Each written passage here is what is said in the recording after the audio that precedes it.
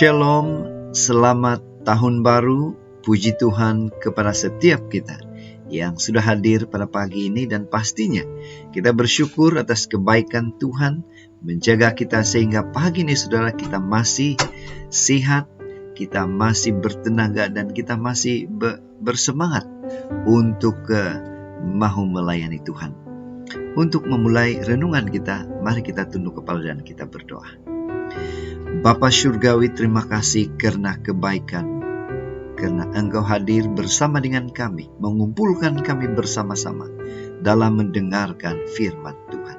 Dalam nama Yesus kami sudah berdoa. Amin. Sekali lagi saudara, saya mengucapkan selamat tahun baru kepada setiap kita yang hadir pada pagi ini dalam mendengarkan firman Tuhan. Pada hari ini saudara, 1 Januari 2022, tajuk renungan kita ialah resolusi. Apa resolusi Anda untuk tahun baru ini? Firman Tuhan sebagai ayat inti kita di dalam Yakobus 4 ayat 15 katakan, sebenarnya kamu harus berkata, jika Tuhan menghendakinya, kami akan hidup dan berbuat ini dan itu.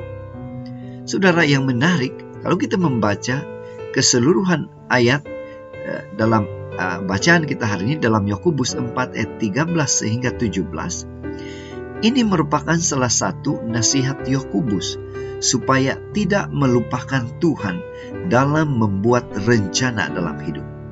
Mengapa? Mengapa kita perlu melibatkan Tuhan dalam rencana hidup kita? Saudara, kata resolusi, kata ini sangat sinonim dan sangat berkait rapat dengan tahun baru, khususnya pada hari ini, 1 Januari. Orang-orang membuat senarai berisi komitmen, rencana atau rancangan, harapan dan cita-cita yang akan mereka mau lakukan di tahun yang baru ini. Namun, dari hasil, jika kita bertanya dan kita mengingati kembali rencana atau rancangan hidup kita yang telah kita rancangkan buat komitmen tahun yang lalu, kadang-kadang kita akan merasa kecewa. Dan ada sahabat yang mengatakan resolusi mereka kandas bahkan sebelum Januari berakhir. Saudara, ada juga yang mengatakan resolusi saya tahun ini, dia bilang, menyelesaikan target atau komitmen atau rancangan yang terbengkalai tahun yang lalu. Dan dia katakan bahwa rancangan itu juga saya sudah rancang tahun-tahun yang lalu, tetapi belum pun selesai-selesai. Saudara, inilah situasi realitinya dalam kehidupan kita. Masih begitu banyak komitmen yang kita belum selesai tahun-tahun sebelumnya. Saudara, mari kita kembali kepada bacaan firman Tuhan. Dalam bacaan kita hari ini mengingatkan pada kita membuat berbagai perencanaan atau membuat berbagai rancangan target di dalam hidup untuk dilakukan di masa depan adalah sesuatu yang sungguh baik, sesuatu yang baik. Namun Yakobus mengingatkan kita akan satu hal, dan satu hal ini adalah satu hal yang begitu mendasar, yaitu jangan pernah melupakan Tuhan di dalam membuat rancangan hidup kita. Mengapa? Karena kita sama sekali tidak memiliki kuasa atau kuasa atas waktu atau kuasa atas masa yang akan datang. Karena hidup kita ini sama seperti uap. Hidup kita ini fana, seperti uap yang boleh hilang dalam sekelip mata. Tidak melibatkan Tuhan menjadikan kita seorang yang sombong, menjadikan kita seorang yang congkak. Ayat ke-16, kita mengira kita berkuasa atas hidup kita, padahal hidup kita ini hidup yang boleh hilang dengan seketika.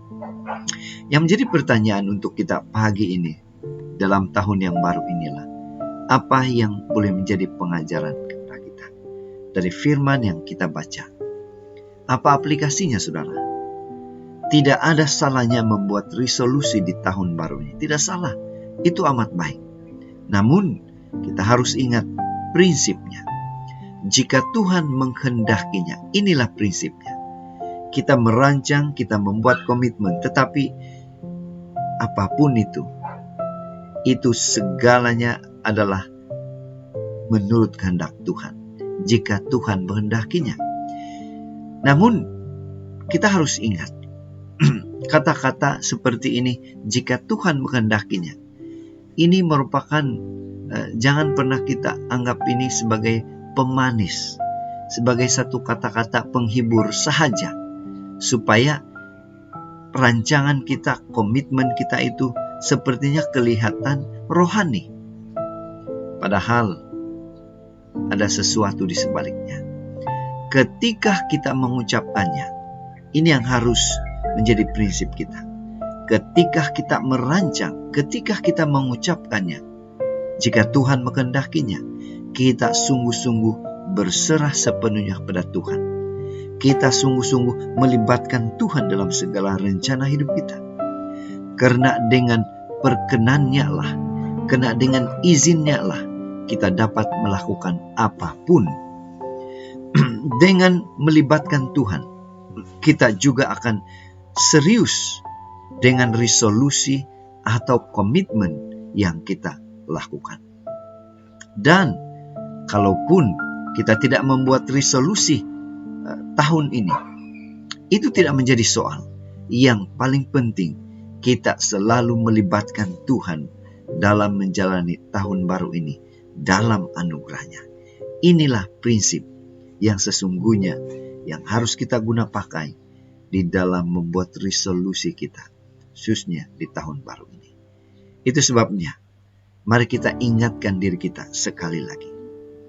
Dalam setiap perencanaan hidup kita, dalam setiap rancangan kita, jangan jadikan Tuhan itu sebagai penonton saja, melainkan undang Dia, melainkan Dialah sebagai pemimpin, Dialah sebagai penasihat, Dialah sebagai pengajar kita.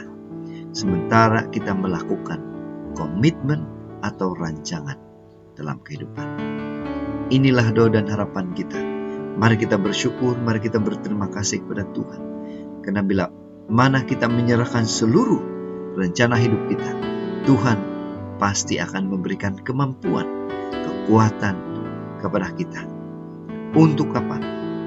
Melakukan rencana atau rancangan hidup kita itu. Tuhan pasti akan menolong kita bila mana kita mengundang Dia, melibatkan Dia dalam apapun rencana hidup kita. Mari tetap setia, tetap semangat, tetap positif. Tuhan memberkati. Mari kita berdoa. Bapa di surga, terima kasih karena kebaikan-Mu bersama dengan kami di dalam merenungkan firman Tuhan pagi ini. Kami diingatkan untuk mengundang Tuhan dalam apapun rencana hidup kami. Karena kami sedang, Engkau-lah pemimpin yang terbaik dalam hidup kami. Kami mohon semuanya ini dalam nama Yesus kami berdoa. Amin.